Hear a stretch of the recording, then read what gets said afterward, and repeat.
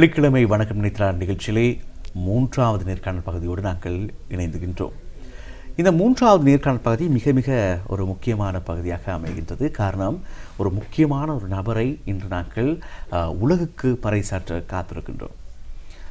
1999 ஆண்டு இலங்கைக்கு கௌரவத்தையும் புகழையும் கொண்டு வந்து சேர்த்த ஒருவர். அதனுடைய தொடர்ச்சியாக பல போட்டிகளிலே நாட்டுக்கும் மண்ணுக்கும் தன்னுடைய பிறந்த மண்ணுக்கும் பெருமை சேர்த்த ஒருவர். அவரை பற்றி நாங்கள் இன்று பேசுவதற்கான ஒரு வாய்ப்பு கிடைத்திருக்கின்றது. ஆகவே அந்த வாய்ப்பை நாங்கள் சரியான முறையில் பயன்படுத்திக் கொள்ள காத்திருக்கின்றோம். எனக்கு இந்த கலந்துரையாடலுக்கு செல்வதற்கு முன்னதாக ஒரு சின்ன ஒரு விடயத்தை பகிர்ந்து கொள்ள வேண்டும் என ஒரு தேவைப்பாடு இருக்கிறது. 1999 ஆண்டு நான் மிகச் சிறியவனாக இருக்கின்ற பொழுது பத்திரிகை வாசிக்கின்ற பழக்கம் அப்போதும் இருந்தது. அதை நான் புரட்டி பார்க்கின்ற பக்கங்களை புரட்டி பார்க்கின்ற பொழுது ஒரு ஒரு கட்டமிடப்பட்ட ஒரு செய்தியை பார்த்தேன். அதில் 8வது தெற்காசிய போட்டியிலே, அதாவது சார்க் போட்டியிலே நுவரெலியா ராகலை சென்லனாஸ் தோட்டத்தைச் சேர்ந்த மெய்யப்பன் மனோகரர் அவர்கள் கலந்து கொள்கிறார் என்கின்ற ஒரு செய்தியை பார்க்க கிடைத்தது. எனக்கு அது ஒரு ஆச்சரியமாக இருந்தது. காரணம், என்னுடைய அறிவுக்கு எட்டிய வகையில் நாட்களிலே தமயந்தி தரசா, அதே போல் சுகத்திலகரத்ன இப்பொழுது விளையாட்டுத்துறை பிரதி அமைச்சராக இருக்கின்றவர், இப்படியான பெயர்கள் தான் நாங்கள் செய்திகளிலே கேட்டதுண்டு. அன்று நாங்கள் தேசிய தொலைக்காட்சியிலேயே அதே போல் அன்னை வானொலியில் தான் நாங்கள் அதிகமாக கேட்டும் பார்த்தும் இருப்போம். இத்தகைய பெயர்களைத்தான் நாங்கள் அதிகமாக உச்சரிக்க நாங்கள் கேட்டதுண்டு. ஆனால் புதிதாக மலையகத்திலிருந்தும் ஒருவர், அதுவும் ராகலை சென்னனாஸ் தோட்டத்திலிருந்து ஒருவர், அதுவும் ஒரு தமிழ் ஒரு விளையாட்டு வீரர் சென்றிருக்கின்றார் என்பது ஒரு ஆச்சரியமாக பார்க்கக்கூடியதாக இருந்தது. இப்பொழுது 2026 ஆண்டுக்குள்ளே வந்துவிட்டோம். கிட்டத்தட்ட 17 வருடங்கள் கடந்து விட்டோம். ஆனால் இப்பொழுதும் இது ஆச்சரியமாகத்தான் இருக்கின்றது. காரணம், இன்றும் எத்தனை பேர் தான் இப்படி நம்மவர்கள் இத்தகைய போட்டிக்குள் செல்கின்றார்கள் என்று பார்க்க போனால் விரல் விட்டு எண்ணக்கூடியவர்கள் தான் இருக்கின்றார்கள். அது இன்னும் எட்டாக்கணியாகவே இருக்கின்றது. இப்படியாக இருக்கின்ற பொழுது அந்நாட்களில் 99 ஆண்டிலேயே இப்படியான ஒரு சாதனையை செய்திருக்கின்றார் என்று பார்க்கின்ற பொழுது மிகவும் ஆச்சரியப்படக்கூடிய ஒரு விடயமாகவே நாங்கள் இதனை பார்க்கின்றோம். சரி, இப்பொழுது நாங்கள் நேரடியாக கலந்துரையாடலுக்குள்ளே நாங்கள் செல்ல காத்திருக்கின்றோம். நாட்டுக்கும் தான் பிறந்த மண்ணுக்கும் தன்னுடைய குடும்பத்துக்கும் அதே போல் பல இளைஞர்களுக்கும் உந்து சக்தியாகவும் அமைந்த மதிப்புக்குரிய மெய்யப்பன் மனோகரன் அவர்களை, இந்த விளையாட்டு வீரரை கலையகத்தில் நாங்கள் சந்திப்பதில் பெரும் மகிழ்ச்சி அடைகின்றோம். வணக்கம். வணக்கம். எப்படி இருக்கிறீங்க? நல்ல சுகம். நான் சொன்ன கதை சரிதானே? சரி, சரியான தெரிந்து எந்த விடயங்களும் சரியாக குறிப்பிட்டிருக்கேன். அது கதைகளை நிஜம், உண்மையிலே அது ஆச்சரியப்படக்கூடிய ஒரு விஷயம். காரணம், இப்பொழுது வேண்டுமானால் அது கொஞ்சம் சாதாரண ஒரு விஷயமாக கூட தோன்றலாம். ஆனால் 99 ஆண்டில் இப்படியான ஒரு விஷயம் என்பது ரொம்ப ரொம்ப ஆச்சரியப்படக்கூடிய ஒரு விஷயம்தான். சரி, விஷயத்துக்கு வருவோம். 8வது தெற்காசிய விளையாட்டு போட்டிக்கு, அதாவது சார்க் போட்டிக்கு 99 ஆண்டில் நீங்கள் கலந்து கொண்டு மரதனோட்ட போட்டியில் கலந்து கொண்டு இலங்கைக்காக வெள்ளிப்பதக்கத்தை கொண்டு வந்தீர்கள். அதே ஆண்டு இலங்கையில் இடம்பெற்ற 25வது இல்லையா 25வது போட்டியிலும் தேசிய மரதனோட்ட போட்டியிலே கலந்து கொண்டு தங்கப்பதக்கத்தை வென்றீர்கள். இப்படி நான் அந்த கேள்வி ஆரம்பிக்கிறேன். இது எப்படி சாத்தியமானது? முதல் பாடசாலை மட்டத்தில் பார்ப்போம். சென்டினாஸ் தோட்ட பாடசாலையில் தான் அறிமுகமானேன். சென்டினாஸ் 95 வருடங்களா?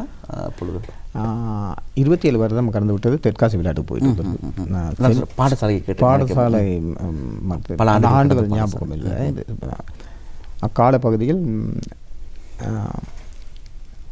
இராகலை தமிழ் உயர் பாடசாலையில் இல்ல விளையாட்டு போட்டிகள் நடக்கும். அந்த இல்ல விளையாட்டு போட்டிகளுக்காக அந்த வட்டாரத்தில் உள்ள சிறு பாடசாலைகளுடைய திறமைகளை அந்த உயர் பாடசாலைக்கு அறிமுகப்படுத்துவதற்காக அஞ்சல் ஓட்ட போட்டியில் கலந்து கொண்ட வாய்ப்பு எனக்கு கிடைத்தது. அந்த அஞ்சல் ஓட்ட போட்டியில் சென்னினாஸ் தமிழ் பாடசாலையில் சென்ற வீரர்கள் தான் முதலிடம் பெற்றோம். முதல் இடம் பெற்று அந்த நாள் மறக்க முடியாத ஒன்று. முதல் முறையாக ஒரு பரிசில் வாங்கினோம். அதன் பிறகு உயர் கல்வி கற்கிறதுக்காக ஒரு இராகலை தமிழ் மகா வித்தியாலயத்துக்கு சென்றோம். இராகலை தமிழ் மகா வித்தியாலயத்துக்கு சென்று அங்கு இல்ல விளையாட்டு போட்டிகள் கலந்து கொண்டு மரதன் ஓட்ட போட்டி, 3000 மீட்டர் ஓட்ட போட்டி, அப்படி போட்டிகள் கலந்து கொண்டு முதலாவது மரதன் ஓட்ட போட்டியில் 3ஆம் இடம், 3000 ஓட்ட போட்டியில் 2ஆம் இடம். அப்படி தொடர்ந்து இருக்கும்போது அதே ஆண்டு பல விளையாட்டுகள் போட்டியில் கலந்தும் 1999ஆம் ஆண்டு பாடசாலையிலிருந்து விலகினதுக்கு பிறகு லக்கியாம்ஸ் விளையாட்டு கழகத்தில் இணைந்தேன். லக்கியாம்ஸ் விலகம் ஒரு செமினாஸ் சேர்ந்த விளையாட்டு கழகம். அந்த விளையாட்டு கழகத்தில் சேர்ந்த பிறகு முதலாவது தேசிய மரதன் ஓட்ட போட்டி, அதாவது நுவரெலியாவிலிருந்து தெரிவாகி துருவா இந்த கொழும்பில் வந்து மாரகம்மா போயிட்டு வர வேண்டியது. அந்த காலப்பகுதியில் 100 பேர் ஓடின ஓட்ட போட்டியில் சகோதரர் பத்மநாதன் ஓடினார். அந்த 100 பேர் ஓடின போட்டியில் நான் தான் இறுதியாக ஓடி முடித்த ஒரு வீரர் 34வது இடம். இப்போ எனக்கு அந்த காலப்பகுதியில் பாசைகள் விளங்காது. பின்னுக்கு லொரியில் வர்றவங்க பாசைகளை சொல்கிறாங்க ஏற சொல்லி எனக்கு நான் ஏறாது. என்றைக்காவது ஒரு நாள் நான் இறுதியாக போகிறேன், என்றைக்காவது ஒரு நாள் நான் இந்த மலையகத்துக்கும் மலைநாட்டுக்கும் பெருமையை சேர்த்து தருவேன் என்ற நோக்கத்தில் இறுதி வரைக்கும் ஓடி முடித்து விட்டேன். 19 வயது சிறு அந்த சரியான ஒரு 28 வயதுக்கு பிறகு தான் அந்த 42 கிலோமீட்டர் 192 மீட்டர் ஓடுறதுக்கான சரியான ஒரு உடம்பு தைரியம் இருக்கக்கூடிய ஒரு தான் 25 வயதுக்கு பிறகு. நான் 19 வயதில் ஓடி முடித்தேன். அது ஒரு இறுதியாக இருந்தாலும் அது எனக்கு சாதனை ஆகிடுது. முதலாவது போட்டி சாதனை ஆகிவிட்டது. அதன் பிறகு தொடர்ந்து 1500 மீட்டர் ஓட்டப்பட்டி, 5000 மீட்டர் ஓட்டப்பட்டி, 10,000 ஓட்டப்பட்டி, ஊர் சுற்றி போட்டின்னு விளங்கும். நான் நிறையா கந்தான் சொல்லி தியத்தலாவில் நடைபெற்றது. அந்த போட்டிகள்லையும் கலந்து ஊர் சுற்று முள் வேலி தண்ணீர் அந்த மாதிரி இதுக்கெல்லாம் ஓடணும். அதுக்கெல்லாம் ஓடி எடுப்பட்டது. தேசிய இளைஞர் மன்றம் திரு ஞானசேகரன் இருக்கும் காலப்பகுதியில் முதலாவது பாரதி விளையாட்டுக் கழகம் அந்த இது ஆரம்பிப்பதற்காக நான் தான் முதலாக தேசிய மரதன் ஓட்ட போட்டியில் ஓடி 2ஆம் இடம் பெற்றேன் 1990ஆம் ஆண்டு. அதாவது 2ஆம் இடம் மாவட்ட ரீதியாகவா தேசிய மட்டம் முதல் அந்த போட்டியில் 2ஆம் இடம். அதே ஆண்டு 10,000 மீட்டர் ஓட்ட போட்டியில் ரீட் மாவட்டத்தில் நடந்த போட்டியில் தங்கப்பதக்கம் பெற்று முதலிடம். 33 நிமிடம் 3 செகண்டுகள் அந்த காலப்பகுதியில் அது சிறு வயதில் ஓடி முடித்தது. அந்த பாரதி விளையாட்டு கழகம் இராகலையில் வளர்ச்சிக்கு காரணமாக உண்டுக்குள்ளாகிறது மனோகரன் ஞானசேகரன் அவர் இறந்து போயிட்டார். அவர் மறக்க முடியாத ஒன்று. அவரும் நானும் தான். அதனைத் தொடர்ந்து நிறைய போட்டிகள் கலந்து மத்திய மாகாண போட்டிகள் 3 முறை சாம்பியனான கண்டியிலிருந்து கண்டி கம்பால போயிட்டு கம்பாலேருந்து கண்டி வரணும் 3 முறை சாம்பியன் ஆன மரதன் ஓட்ட போட்டியில். அக்காலப்பகுதியில் சப்பாத்தும் இல்லாமல் வெறும் பேப்பட்டில் தான் ஓடுது. 3 முறை நாங்கள் ஓடி முடிக்கும்போது விரல்கள் 10 விரல்களும் பழுத்து ரத்தம் ஊற்றும். அந்த 10 விரல்களும் ரத்தம் ஓட தான் ஓடி முடித்து அந்த தெற்காசிய விளையாட்டு போட்டிக்கு போன காரணமும் அதுதான். ஏதாவது ஒரு நாள் எம்மண்ணுக்கு நான் வந்து ஒரு பதக்கம் கொண்டு வருவேன் என்ற ஒரு எண்ணம் காலப்பகுதியில் இருந்து எனக்கு அது சாத்தியப்படுத்துறது உழைப்பு காரணம். எந்த தனி உழைப்பு. அந்த காலப்பகுதியில் நான் கேள்விப்பட்டிருப்பீங்க உடுப்புசலா போனால் அந்த டயர் எரிச்சு போட்டிருக்காங்க அடிப்பாங்க. இங்கிட்டு யுத்த பகுதி ஓடும்பொழுது கேட்பாங்க எங்கே சரி போகிறீங்க வந்துட்டு டோர்ச் பிடிச்சிட்டு தான் ஓடும். அந்த நேரத்தில் கரண்ட் வசதிகள் அதுக்கெல்லாம் இல்லை. டோர்ச் பிடிச்சிட்டு ஓடுறது ஓடி இந்த நிலைமைக்கு வந்திருக்கேன்னா என்ற தண்ணீர் முயற்சி தான் முழு காரணமே. உங்களுக்கு ஓட முடியும் அப்படின்றத நீங்கள் எப்போ இனம் காண்டிங்க? இனம் காண்றது வந்து காரணம் இந்த கேள்வி நிறைய இடத்துக்கு பிறந்து நிறைய பேருக்கு தேவைப்படுகிற ஒரு விஷயம். நான் யார், என்னை அறிகின்றது தருணம் மிக முக்கியமான ஒரு பகுதி. சொல்லுங்கள். அப்பா வந்து ஒரு மணல் வியாபாரிங்கிற நான் பாடசாலை விட்டு இராகல் தமிழ் வித்தியாலய பாடசாலையிலிருந்து பாடசாலை விட்ட பிறகு வந்து அவருக்கு உதவி செய்கிறதுன்னு சொன்னால் மணல் வந்து தூக்கிக்கிட்டு நான் வந்து நிற்க மாட்டேன். ஓடி தான் மணல் தூக்கி சுமந்து ஓடுறது. அது ஓட எனக்கு ஒரு இது அந்த ஒன்றுக்குள்ளாயிடுச்சு. இது நம்ம இதாக இருக்கே ஏதாவது ரேஷன் செய்து பார்ப்போம் அப்படிங்கிற ஒரு இதில் தான் முதல் ஆரம்பித்து அந்த இராகல் நடைபெற்ற அந்த அவுதூச சித்திரை புத்தாண்டு அந்த போட்டிகளுக்கான நானும் அண்ணனும் அண்ணன் முதலில் நான் 2ஆம் இடம். அதன் பிறகு தான் அண்ணன் மற்ற இடங்களுக்கு சென்று போட்டியில் கலந்து கொள்ள முடியும் என்ற ஒரு சக்தி எனக்கு தோன்றியது. அண்ணனுடைய பெயர் பத்மநாதன்.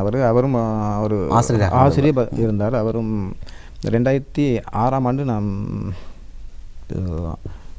2006ஆம் ஆண்டு பெங்களூர் ரேஸ்ன்னு சொன்னேன். பெங்களூர் ரேஸ் ஓடி முடித்து வந்ததுக்கு பிறகு அவர் இராவல் தமிழ் மகாவித்தியாலயத்தில் இல்ல விளையாட்டு போட்டியில் அஞ்சல் ஓட்டி போட்டியில் கலந்து கொண்டார். கலந்து அவர் நிறைய நாள் ஓடாமல் இருந்ததுக்கு தொடர்ந்தனால அவருக்கு ஆட்டத்தில் இறந்துட்டார். இறந்து. சரி, இப்போது தெற்காசியா போட்டிக்கு போகிறீங்க. 99ஆம் ஆண்டு. மொழியும் பெரிதாக தெரியாது. எனக்கு தெரியும் நீங்கள் மலையத்திலிருந்து போன ஒரு போட்டியாளராக இருக்குன்னு நினைக்கிறேன். அப்படியா? ஆமாம், மருதன் ஓட்டிக்கு போன முதல் போட்டியாளர் நான். முதல் போட்டியாளரும் கூட. எப்படி இருந்தது அந்த அனுபவம்? அனுபவம்னு சொன்னால் முதல் தேசிய மட்டத்துக்கு போவோம். இப்போ தேசிய மட்ட போட்டியில் கலந்து கொள்வதற்காக அடுத்த கிழமை தேசிய மட்ட போட்டியில் கலந்து கொள்ள வேண்டும் என்ற ஒரு எண்ணம் இருக்கும் பொழுது எனக்கு சுகையினம் சொன்னால் முதலாக வயிற்று வலி அம்மிட் போகுது ரத்தமாக. அப்பா சொல்லிக்கிறாரு. அப்போ என்ன அப்படின்ட்டு மருந்தெல்லாம் எடுத்து முடிச்சோம். இப்போ அடுத்த கிழமை ஓடணும். அப்போ பயணத்துக்கு போக நாட்டார். நான் சொன்னேன், நான் ஓடுவேன், ஓடி போய்ட்டு இடையில் நின்றுவேன். என் நண்பர் இருக்கார் சித்ரகுமார், அவர் நல்லா ஓடக்கூடியவர். அவருக்காக நான் ஓடி போய்ட்டு 25 கிலோமீட்டருக்கு அங்கிட்டு நான் நின்றுவேன், அவர் ஓடுவார் அப்படின்ட்டு. அப்போ போட்டி நடக்குது. குருநாகல் இப்பாகமையில் தான் நடந்தது. மழை சோகன்னு கொட்டியது.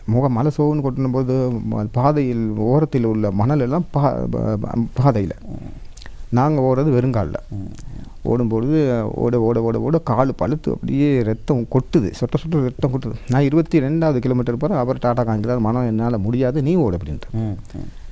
இப்போ என்னடா அப்படின்னு சொன்னேன், அது ஆண்டவன்ற ஒரு கட்டளை என்னன்னு தெரியாது. ஓடிக்கிட்டு இருக்கும்போது திரும்ப நல்லா ஓடிக்கிட்டு 5ஆவதாக போனேன். அப்புறம் போக ஒரு ஆசவன் வந்துச்சு. சரி, இந்த போட்டில் இன்னும் கொஞ்சம் வேகமாக ஓடி பார்ப்பேன். அவர் நின்றுட்டாருன்னு வேகமாக ஓடி பார்ப்பேன். ஓடும்பொழுது சில இன்னல்களும் ஏற்பட்டதாக குறிப்பிட விரும்பவில்லை. ஓடி கண்டுட்டு நான் முதலாம் இடத்துல ஒருத்தர் போயிருக்காரு, சரத் பிரசன்ன கமகங்கிறவர். ரைட், இப்போ என்னால் எந்ததோ முடியுது, ஏன் இதை இவ்வளோ தூரம் வந்துட்டு ஏன் முடியாது அப்படின்னு யோசித்து என்னால் முடியுது. அவர் 1 கிலோமீட்டர் கூட உள்ள ஓடி அவருக்கு முன்னால் போயிட்டேன். அவருக்கு நான் இலங்கையில் 5 நிமிஷம் போல் லீட் வைத்தேன். நான் 2 மணித்தியால் 29 நிமிடத்தில் தான் ஓடி மட்டும் ஆரம்ப போட்டிகள். அதுவும் நேரம் போதாது என்று சொல்லி கூட பெரும் பிரச்சனைகள் வந்து 22 மணித்தியால் 29 நிமிடங்கள் ஓடும் பொழுது அதை விட ஓடி இருக்காருங்கள் அப்படின்ட்டு. அதன் பிறகு தொடர்ந்து பயிற்சி 3 காலம் பார்த்தீங்கன்னா நான் ஆரம்ப காலத்தில் பயிற்சியாளர் யாரும் இல்லை. என் சொந்த இதுதான் தேசிய மட்டம் வரை செல்வது என் சொந்த முயற்சி. தெற்காசிய விளையாட்டு போட்டு போகும்போது ஐஜி ஹாரியரட்னங்கிறவர் கூப்பிட்டு கதைச்சார். அவர் ராகலில் உள்ளவர் தான். கூப்பிட்டு கதைச்சு அவர் விதிமுறைகளை சொல்லி தந்தார். அந்த விதிமுறைகளை செய்து சொல்லி தந்த பிற்பாடு அதன்படி யோசிச்சு பார்க்கல. 400 மீட்டர் ஓடணும், 30 ஓடணும். காலையில் ஓடிட்டு தான் வேலைக்கு போகிறேன். நான் தோட்டத்தில் வேலை செய்வேன். தோட்ட தொழிலாளியை அந்த கால பகுதியில் தோட்ட தொழிலாளியை வேலை செய்வேன். இப்போ பாடசாலை விட்டு பிறகு தோட்ட தொழிலாளியை வேலை செய்து தான் இந்த நிலைமைக்கு வந்து எல்லாம் செய்யணும். தோட்டத்தை பொறுத்தல தோட்டம் போடுறது, முள் விட்டுறது, எல்லா வேலைகளும் செய்து தான் அந்த நிலைமைக்கு. அதன் பிறகு தான் நான் நல்லா ஓடுவேன் அப்படின்னு சொல்லி கண்டுபிடித்து கேப்டன் நிலவீரங்கிற ஒரு சீனிவாஸ் தோட்டு வந்தார். அவர் சொன்னார், என்றைக்காவது ஒரு நாள் நீங்கள் தேசிய கொடியை சுமந்துக்கிட்டு வரணும். அதுவும் அவர் அந்த சொன்ன வார்த்தை எனக்கு ஞாபகம். நிச்சயமாக இந்த ரேஸை ஓடி முடித்து நான் தேசிய கொடி போடணும். அந்த ஓடும் பொழுதே நான் நினைத்துக்கிறேன் தேசிய கொடியை போட வேண்டும் அப்படின்னு சொல்லி. அது காலப்பகுதியிலும் எனக்கு தெற்காசிய விளையாட்டு போட்டிக்கு போகிறதுக்கு முன்பு எனக்கு அப்பெண்டிக்ஸை கல் செக் பண்ண போல டாக்டர் திசரா சொல்கிறா, நீங்கள் 3 மாதம் பெட் ரெஸ்ட்டில் இருக்கணும் சொல்லி. 2 கிழமை தருது. 2 கிழமை இருந்து ஏதோ ஒரு இதுகள் ஆண்டவன் இருந்து கிருபையால் யாருக்கும் டீமுக்கு யாருக்கும் தெரியாது, எனக்கு என் ஃப்ரெண்டுக்கு மட்டும்தான் தெரியும். நான் தெற்காசிய விளையாட்டு ஓடி முடித்ததுக்கு பிற்பாடு தான் நாங்கள் ஓடி முடித்து பிறகு நான் பேட்டியில் சொன்னேன், இந்த மாதிரிக்க இதில் வருத்தத்தில் வந்தேன் அப்படின்னு சொல்லி. அதுவும் அங்கே போய் ஓடும் பொழுது தான் எனக்கு பாதைனி கிடைத்தது. நாங்கள் முன்னே பாதைனி இல்லாமல் வெறும் காலத்தில் ஓடுது. பாதைனி கிடைத்ததே அந்த தெற்காசிய விளையாட்டு போட்டியில் ஓடும்போது தான். முதலாவது ஸ்போர்ட்ஸ் ஷூ மேரத்தான் ஷூ அந்த பாரம் இருக்காது, தண்ணி ஊற்றக்குள்ளே அடியில் போகும். ஆனால் அந்த காலப்பகுதியில் விளையாட்டுத்துறை அமைச்சராக இருந்த எஸ்பி திசாநாயக் அவர்கள் தான் அவர் சொந்த பணத்தில் தான் வாங்கி தந்தார் எனக்கு. சொந்த பணத்தில் தெற்காசிய விளையாட்டு போட்டி ஆரம்பிக்கும் பொழுது முதல் நாள் வரவேற்பு நடக்கும் தானே. இப்போ மைதானத்தில் வரவேற்பு நடக்கும் பொழுது ஒவ்வொரு நாடுகளும் போவாங்க, ஒவ்வொரு நாட்டில் உள்ளவங்களும் கொடி இதுக்கெல்லாம் கொண்டு போவாங்க தானே. அந்த இதில் ஒரு ஆணி வந்து விழுந்து கிடந்திருக்கு, எனக்கு தெரியாது. நான் இப்போ முதல் ஓடக்குள்ளே அந்த ஒரு வட்டம் ஓடுனதுக்கு அந்த ரோட்டுக்குள்ளே போகணும். அப்போ போய் இருக்கும்போது அந்த சப்பாத்தில் அந்த ஆணி இறங்கிச்சு. அந்த கடவுள்கிட்ட திரும்ப ஓடி முடிக்க வரைக்கும் அந்த ஆணி குத்திக்கிட்டே தான் இருக்குது. இப்போ நான் நின்றேன்னு சொன்னால் என் ரேஸ் போயிடுச்சு. நான் வந்து என்னை பதைக்க ஒன்று கொண்டு போகணுங்கிற எண்ணத்தில் தானே போனேன். கடைசியில் வந்து நான் எடுத்து காட்டினேன், இந்த பாருங்கள் ஆணி இறங்கிச்சு. அந்த ஆணி இன்னும் இருக்குது வீட்டில், நினைவுக்காக வச்சுருக்கேன். இந்த என்னை அழுத்தி என்னை காயப்படுத்தின ஆணி அந்த இதனால தான் என் சக்தி உண்டாக்கி அந்த 2ஆம் இடம் 1ஆம் இடம் வர வேண்டிய வாய்ப்புகளும் நிறைய இருந்தது. முதல் முறையாக பாதானியை போட்டு ஓடுறது ஒரு கஷ்டமாக இருந்தது அக்காலப்பகுதியில். சரி, இப்போது நீங்கள் தெற்காசிய போட்டியில் போய் பதக்கத்தை கொண்டு வந்திருக்கீங்க நாட்டுக்கு. உங்களுக்கு எத்தகைய ஒரு அங்கீகாரம் கிடைத்தது சமூகத்திலும் ஒட்டுமொத்தமாக? சொல்லப்போனால் போகும்பொழுது வழி அனுப்பு விழாவும் நடைபெற்றது செலினாஸ் தோட்டத்தில். அதே போல் வரவேற்பு விழாவும் நடைபெற்றது. அந்த காலப்பகுதியில் வழி அனுப்பும் பொழுது தோட்ட மக்கள் பொதுமக்கள் இணைந்து எனக்கு பொருளாதார வசதி இல்லாதனால அவங்க சேர்த்து வந்து நினைவு சேர்த்து என்னை அனுப்பி வைத்தாங்க. பணம் சேர்த்து அனுப்பி வைத்தாங்க. உண்மையாகவே அந்த நேரம் கஷ்டப்பட்டு இருந்தனால பணம் சேர்த்து அனுப்பி வைத்தாங்க. அதே போல் நகர்ப்புறம் இராகலையில் வசிப்புறம் இராகலை தோட்டம் 5 தோட்டத்தில் உள்ளவங்களும் எனக்கு வந்த பிறகு எனக்கு வரவேற்பு விழா செய்து அவங்களும் ஒரு மெஷின் ஒன்று வாங்கி தந்தாங்க ஓட்டுறதுக்கு. அந்த நேரத்தில் அவங்க வாங்கி தந்தாங்க. இந்த நேரத்தில் அவங்களை நினைவுபடுத்தி நன்றி கூறுவேன் கட்டாயம். அதே போல் கணிக்கா தோட்டத்தில் உள்ள மக்களும் எனக்கு உதவி செஞ்சாங்க. பிறகு நிறைய ஹாங்காங், சீன தாய்பே, ஜப்பான், சிங்கப்பூர் எல்லா நாடுகளும் 3 முறை இந்தியாவில் ஓடி இருக்கேன். 2000ஆம் ஆண்டு அளவில் தான் பூனேயில் ஓடிய மாரத்தான் ஓட்ட போய் எனக்கு அப்பெண்டிக்ஸ் அதிகமான இடையில் நிறுத்திவிட்டேன். இப்படியாக பல போட்டிகளில் பல நாடுகளில் சென்று பதக்கம் கொண்டு வந்து சேர்த்து மண்ணுக்கு இலங்கை தாய்நாட்டுக்கு பெருமை சேர்த்த ஒரு விளையாட்டு வீரர். சரி, பிறகு இத்தகைய ஒரு பதக்கம்லாம் கொண்டு வந்திருக்கிறீங்க. உங்களுக்கு சரியான ஒரு தொழில் வாய்ப்பு கிடைத்ததா? சரியான கேட்ட கேள்வி அதான், அங்கீகாரம் கிடைத்ததா? அதாவது நீங்கள் ஒரு பயிற்றுவிப்பாளராக அல்லது ஏதேனும் இந்த துறை சார்ந்து பயணிப்பதற்கான வாய்ப்பு கிடைத்ததா? காலப்பகுதியில் எனக்கு பிறகு 13 விளையாட்டு வீரர்கள் என்னோட இணைஞ்சிருந்து நான் வந்து தோட்டத்தில் வேலை செஞ்சானே. அங்கேருந்து இடமாட்டம் கிடச்சி ராகலை தோட்டம். அங்கே தான் 5 வருடம் நாள் சம்பளத்துக்கு தான் வேலை செய்தார். அதுக்கு பிறகு தான் எனக்கு மாத சம்பளம் வழங்கி இன்றும் இந்த அதே தொழிற்சாலையில் சேவையாற்றி கொண்டிருக்கின்றேன் உத்தியோகஸ்தராக.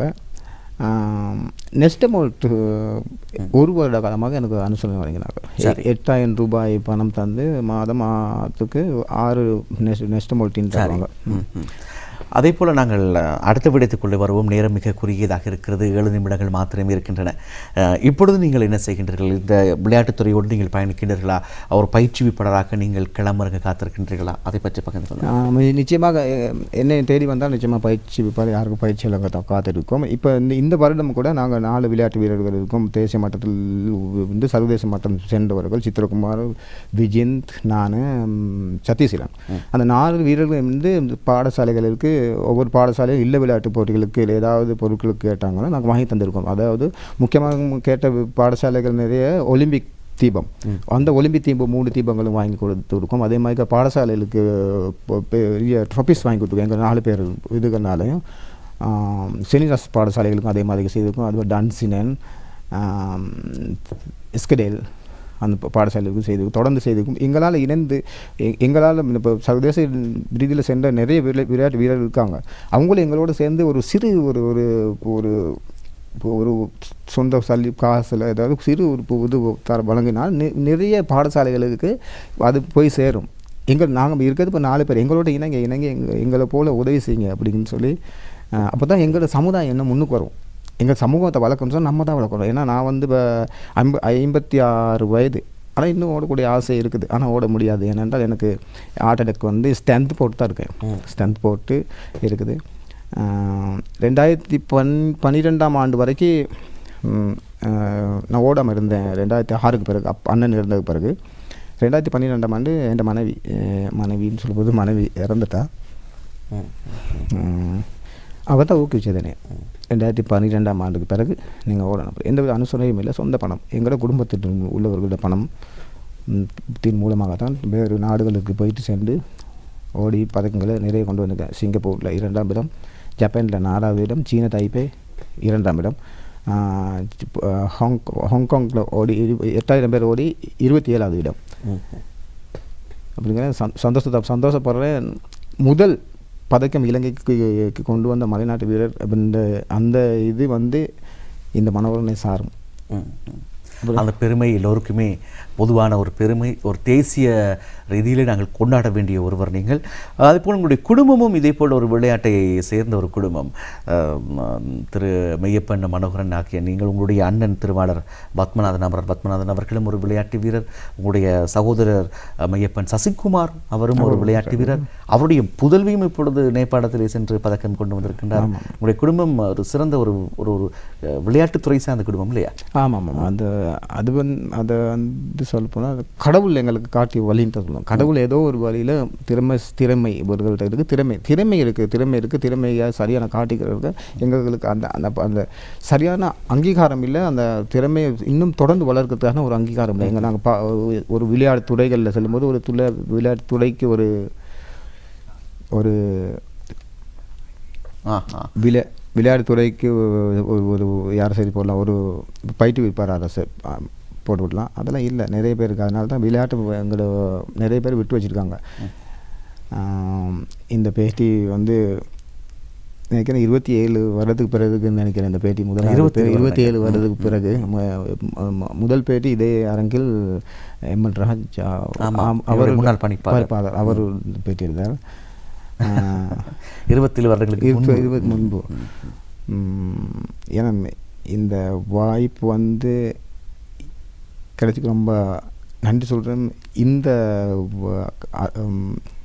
ஐநா சேனலுக்கும் எமது ஜனாதிபதி அவர்களுக்கும் நன்றி தெரிவிக்கிறேன். ஏன்னா அவர் மூலியமாக தான் சாதாரண சொல்ல போனால் அந்த அங்கீகாரம் கிடைச்சுன்னு நினைக்கிறேன் இந்த இடத்துக்கு வர்றதுக்கு. எனக்கு இது உங்களுடைய முயற்சியால் கிடைச்சால் உண்மையிலே 27 ஆண்டுகளுக்கு பிறகு உங்களை நேர்காண்பதில் எனக்கும் கிடைத்த ஒரு நல்ல ஒரு வாய்ப்பாகவே நான் பார்க்கின்றேன். அது மாத்திரமல்ல, உங்களை போன்ற சிறந்த உதாரண புருஷர்கள் இந்த துறையில் இன்னும் பயணிக்க வேண்டும். அதான் அன்பான வேண்டுகோள். காரணம், உங்களை பார்த்துத்தான் அதன் பின்னதாக ஒருவரும் வர ஆரம்பித்தார்கள். எனக்கு தெரிய முதலில் கேட்ட ஒரு பெயர் இந்த துறையிலே என்னை பொறுத்த மட்டிலே மலையகமண்ணிலே, அதிலும் மலையகமண் மாத்திரமல்ல தமிழிலே கேட்ட ஒரு பெயராக நான் பார்க்கின்றேன். அவங்களை போன்ற பலரை இன்னும் உருவாக்க வேண்டும். இந்த போதைப்பொருள் போன்ற விஷயங்களிலிருந்து இந்த இளைய தலைமுறையினரை நாங்கள் காப்பாற்ற வேண்டுமாக இருந்தால் விளையாட்டு தான் சிறந்த ஒரு வழி. ஆகவே இந்த துறையிலே பலரை கொண்டு வந்து சேர்ப்பதற்கு உங்களை போன்றவர்கள் ஒத்துழைப்பு வழங்க வேண்டும். அதுக்கு எல்லோருமாக சமூகத்தில் சேர்ந்த எல்லோருமே நாங்கள் ஒத்துழைப்பு வழங்க வேண்டும். அதுக்கு தேவையான எல்லா வகையான அருள் ஆசீர்வாதங்களையும் இறைவன் உங்களுக்கு வழங்க வேண்டும். உங்களுடைய எதிர்பார்ப்புகள், உங்களுடைய எதிர்காலம் சிறப்பாக அமைய தேசிய அலைவரிசையின் சார்பாக நாங்கள் வாழ்த்துக்களையும் நன்றிகளையும் கூறி விடைபெறுகின்றோம். உளமார்ந்த நன்றிகள். நன்றி. என்ன லீவு இல்லாத பொழுதும் இந்த மற்றொரு பிளாண்டேஷனில் எங்களோட முகாமையாளர் உட்பட என்னோட கூட்டாக வேலை சேவை புரியும் எனது சகோதரர்கள் அனுப்பி விட்டுருக்காங்க. அவங்களுக்கும் நன்றி தெரிவித்துக் கொள்கிறேன். என்னென்னா குறைந்த ஸ்டாஃப்ஸ் இருந்தும் என்னை இந்த நேர்காணல் இதுக்கு அனுப்பியிருக்காங்க. அவங்களுக்கு முதல் நன்றி தெரிவித்துக்கேன். எனக்கு மற்றொரு பிளான்டேஷன் முகாமையாளர் உட்பட அவர்களுக்கும் நன்றி தெரிவித்து, எனக்கு உதவி செய்த பெயர் சொல்ல குறிப்பிட முடியாத நிறைய பேர் இருக்காங்க. அவங்களுக்கும் நன்றியை தெரிவித்து விடைபெறுகிறேன். நன்றி, வணக்கம். நன்றிகள். உங்களுடைய பயணம் தொடர இறைவன் நாங்கள் பிரார்த்திக்கின்றோம். நன்றி சார், நன்றி. இதளவோடு இன்றைய வெள்ளிக்கிழமை வணக்கம் நேத்ரா நிகழ்ச்சி நிறைவடைகின்றது.